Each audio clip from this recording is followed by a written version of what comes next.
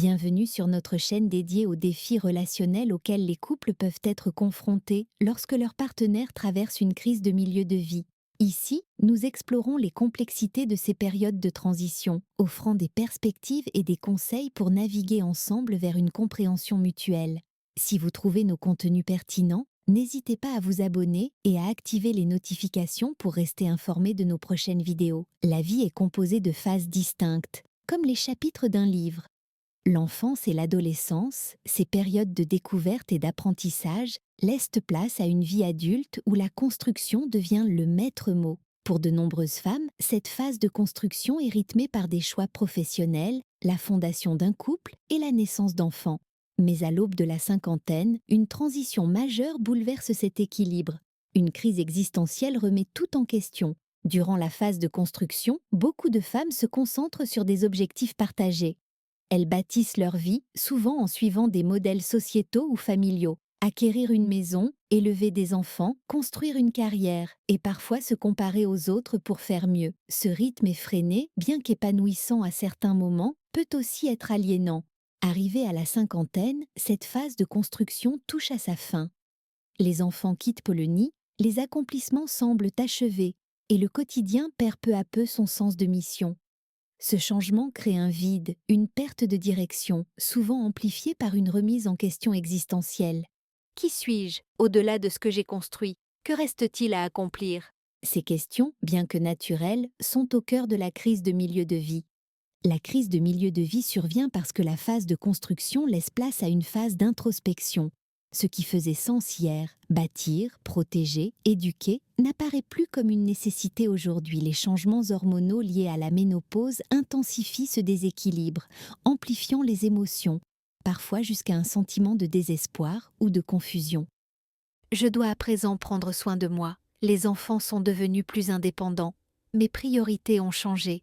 Aussi, je n'en peux plus de toutes ces contraintes familiales.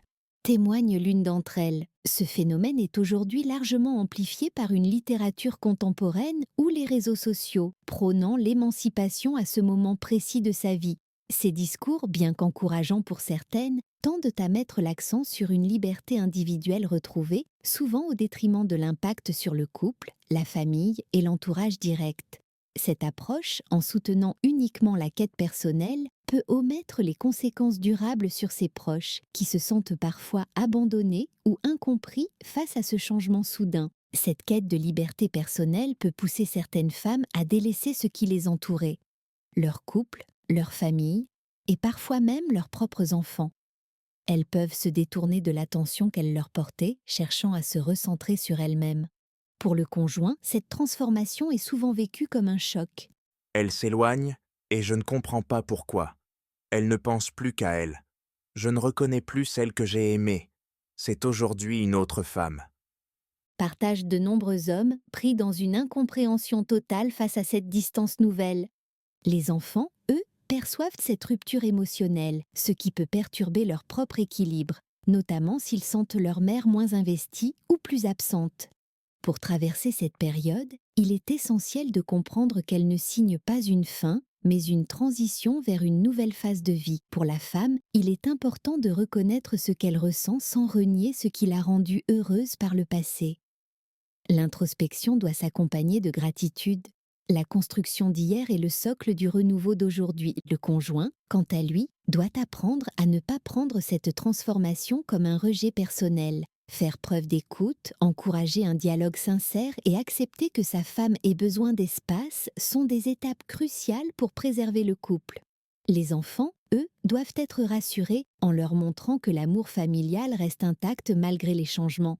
Enfin, il peut être utile pour la femme et son entourage d'explorer des ressources extérieures, comme des groupes de soutien, des ateliers sur l'intelligence émotionnelle ou même une thérapie, pour naviguer ensemble à travers cette crise, transformer ce passage délicat en une opportunité de croissance personnelle et familiale est possible, mais nécessite du temps, de la patience et une volonté commune. La crise de milieu de vie est une étape quasi universelle, mais elle ne doit pas être synonyme de rupture ou de souffrance. En acceptant les transformations qu'elle implique, en dialoguant avec son entourage et en travaillant sur soi, cette phase peut devenir un tremplin vers une vie plus équilibrée et épanouissante, pour soi et pour ceux qu'on aime.